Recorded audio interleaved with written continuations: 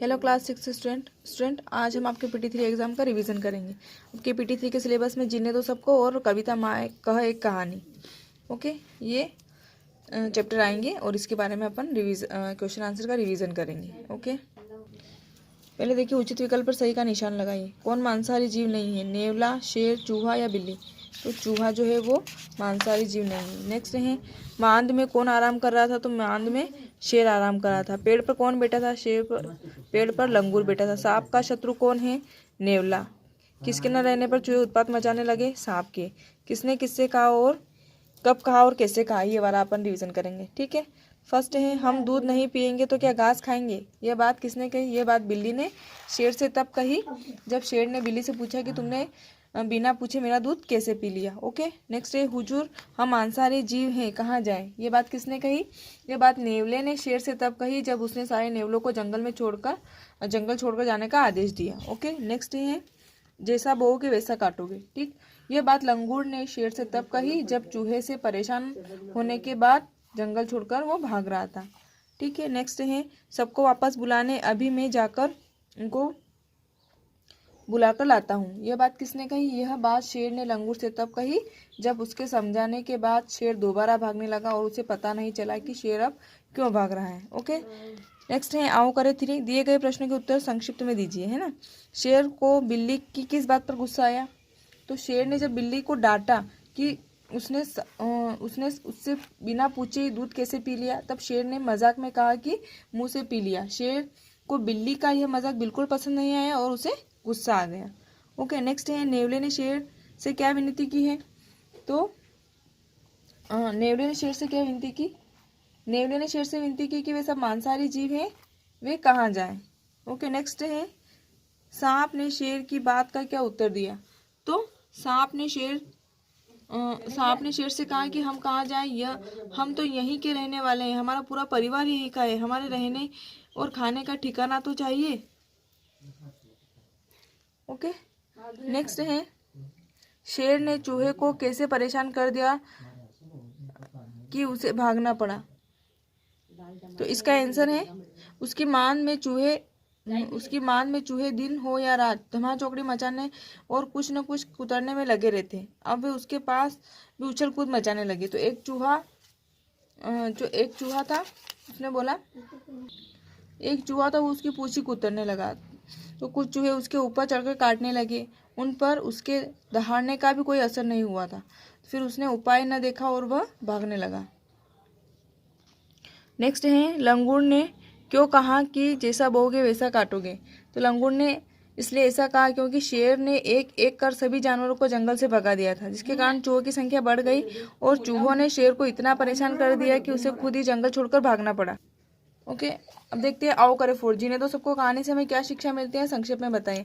इस क्वेश्चन का आंसर आप चैप्टर के आधार पर सेल्फ लिख सकते हैं। ओके, और मैंने आपको PDF में सेंड भी करा तो आप चाहे वो कहानी पढ़ सकते हैं। ठीक है, उसके बाद विस्मयादिबोधक चिन्ह जो है इसके बारे में अपन इसकी डेफिनेशन देख लेते हैं।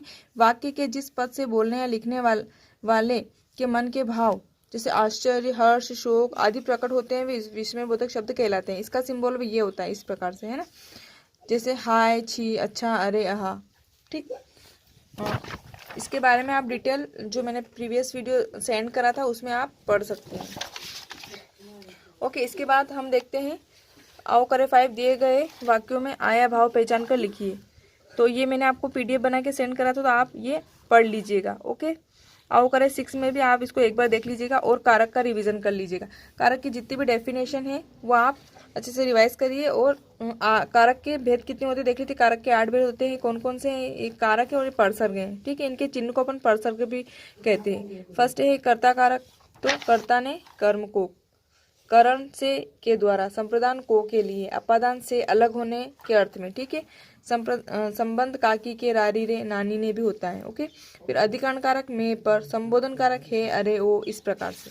ओके, इन सब की डेफिनेशन आप एक बार रिवाइज कर लीजिएगा और पढ़ लीजिएगा। ठीक, उसके बाद में देखते हैं आओ करे 7। दिए गए वाक्य और उनमें आए कारक के नाम पढ़े तथा सही के सामने सही और गलत के सामने गलत का चिन्ह लगाइए। ये भी आप एक बार रिवीजन कर लीजिएगा। ठीक है, आओ करे 8। रेखांकित शब्दों में आए कारक का नाम लिखिए। ये जिसके भी नीचे अंडरलाइन कर रखी है इसमें कौन सा कारक है मैंने यहाँ पे आपको लिख रखा है, तो एक बार इसका भी आप रिवीजन कर लीजिएगा। ठीक, इसके बाद देखते हैं अपन जो कविता है आपके बुक में, कविता देख लेते हैं। कविता का वीडियो जो मैंने इसमें एक्सप्लेन करी है उसी गूगल क्लासरूम में जाकर आप इसका वीडियो देख लीजिएगा।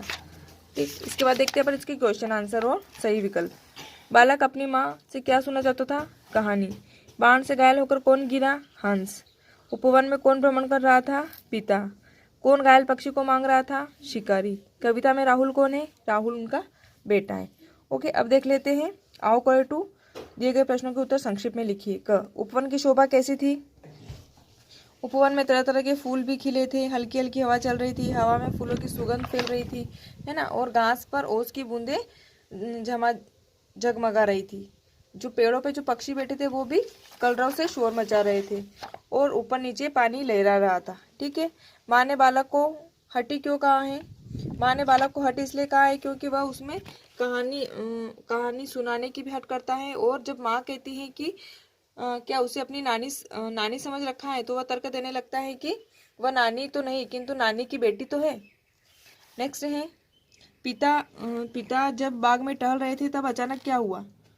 पिता जब सुबह बाग में टहल रहे थे तभी अचानक जो घायल हंस था वो आकर गिरा और उसके शरीर में बाण घुसा हुआ था, इससे उसका एक पंख बेकार हो गया था। नेक्स्ट है, शिकारी और बालक में विवाद क्यों बढ़ा? तो इसका आंसर है शिकारी उस हंस पर अपना अधिकार जता रहा था।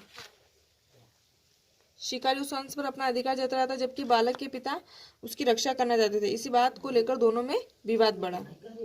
Okay, next question. कहानी को करुणा भरी क्यों कहा है? कहानी को करुणा भरी इसलिए कहा है क्योंकि हंस घायल था और वह हंस उस समय करुणा और दया का पात्र था। Okay, next question.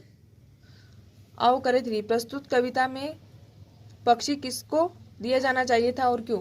तो हमें प्रत्येक जीव की रक्षा करनी चाहिए, इसलिए पक्षी को बालक के पिता को ही दिया जाना चाहिए क्योंकि वे उसकी रक्षा करना चाहते थे। ठीक। माँ का एक कहानी कविता से हमें क्या शिक्षा मिलती है? माँ का एक कहानी से हमें जीव रक्षा और न्याय की शिक्षा मिलती है। कहा जाता है कि मारने वाले से हमेशा बचाने वाला बड़ा होता है, तो वैसे भी किसी भी जीव की हत्या को सबसे बड़ा पाप माना जाता है। हमें किसी भी जीव को मारने का कोई हक नहीं है, हमें प्रत्येक जीव की रक्षा करनी चाहिए, है ना। और हमारा उद्देश्य ये होना चाहिए कि शरणागत की रक्षा करना हमारा कर्तव्य है। ओके, तो स्टूडेंट आपको जितने भी मैंने क्वेश्चन आंसर समझाए हैं एक बार आप इनका रिवीजन कर लीजिएगा और चैप्टर 7 में जो एक्सरसाइज दे रखी है उसको आप पढ़ लीजिएगा। Okay, thank you, have a nice day.